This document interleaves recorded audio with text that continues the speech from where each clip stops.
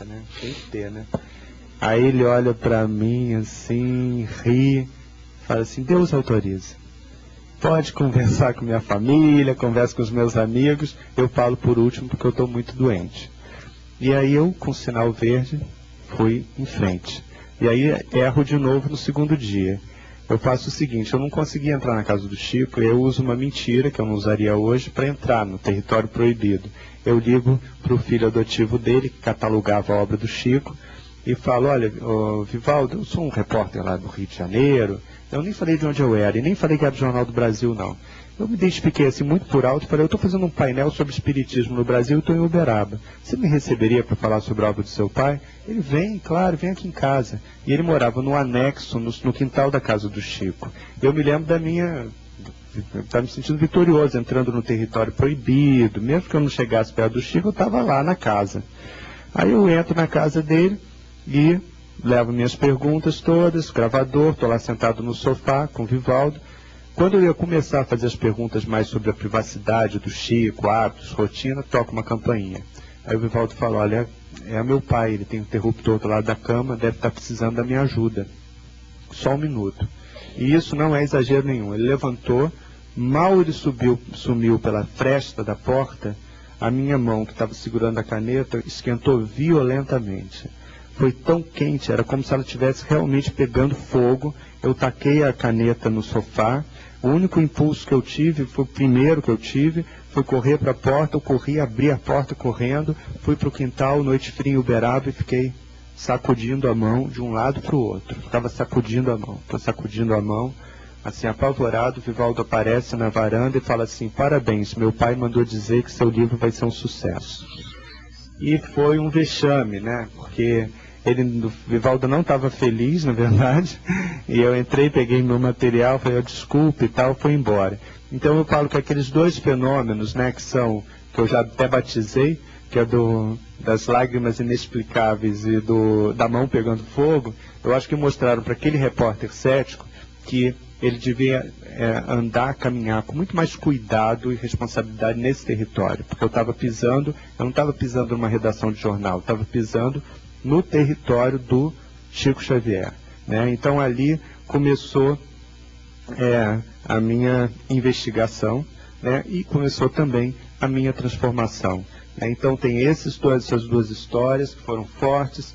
Tem a história, por exemplo, da tia Lourinha, que acabou provocando esse novo livro, né? Eu não queria realmente voltar ao tema. Hoje eu estou sendo cobrado, Afonso, os jornalistas ligam que me entrevistaram no ano passado, toda vez eles falam, eu nem me lembrava que eu falava isso, mas eles ligam e falam assim, mas no ano passado, quando eu te entrevistei, você disse que nunca ia voltar a esse tema, nunca mais ia falar sobre espiritismo. Fala de novo. Então, 8 meses depois, 9 meses depois você publica esse livro, né? Era como se eu já estivesse preparando ele, mas foi exatamente assim. E por que tão rápido, também me perguntaram, né? Por que essa velocidade?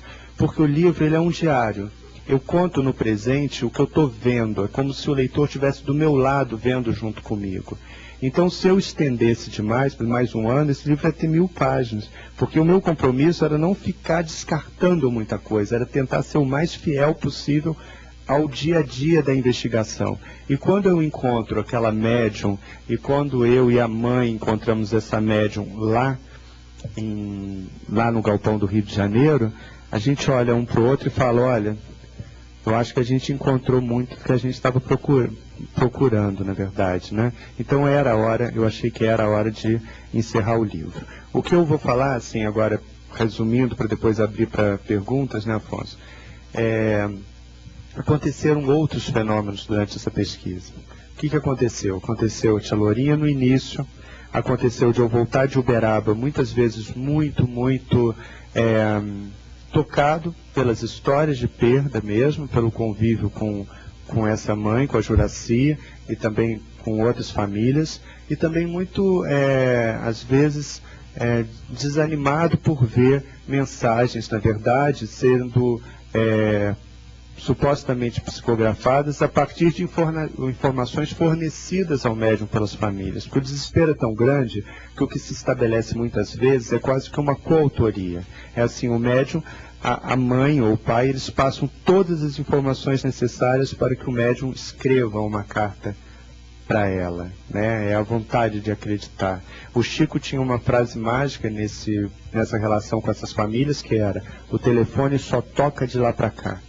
Não adianta pedir, não adianta me dar todas as informações, que eu não vou psicografar uma carta para você, né? Então era mais ou menos isso que ele fazia a família enxergar, né? Então, enquanto eu voltava de Araxá, em 2 ocasiões, vou contar 2 casos curtos, eu voltava às vezes muito abalado com o que eu via. Numa dessas vezes, a minha mãe chegou, tinha passado o fim de semana com meu filho de 4 anos na casa dela, no sítio.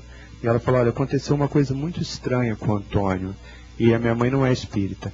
Eu falei: o que foi? Ela falou: olha, ela tinha perdido 2 semanas antes o melhor amigo dela, um taxista, amigo, e o nome dele é Renê.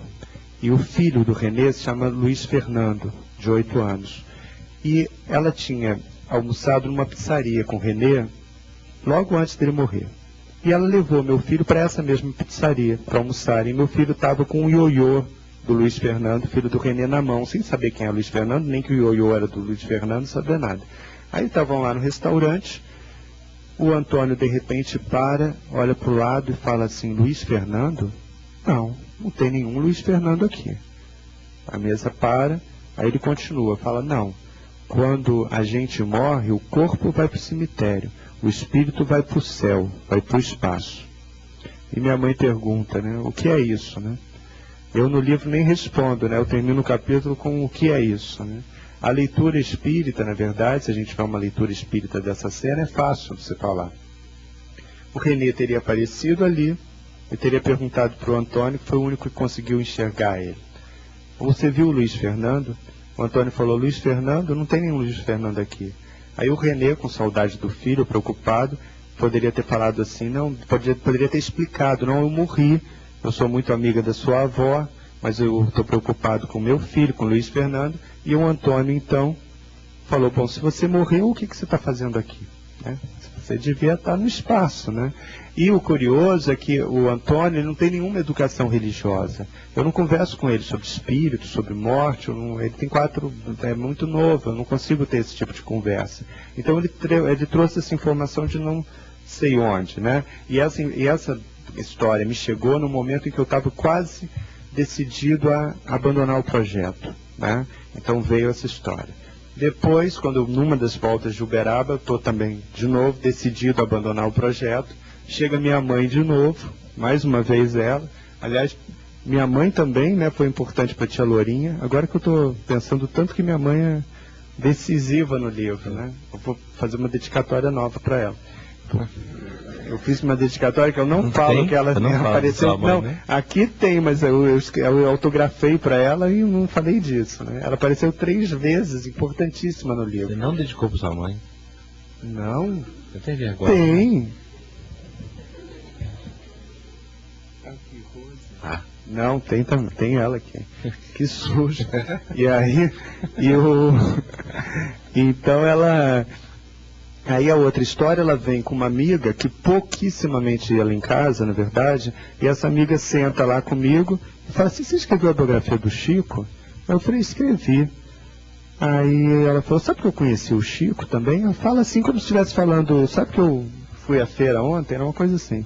Aí eu falei: foi em 72, eu tinha 24 anos, fui passar férias na casa de um grande amigo meu. E o pai desse meu amigo era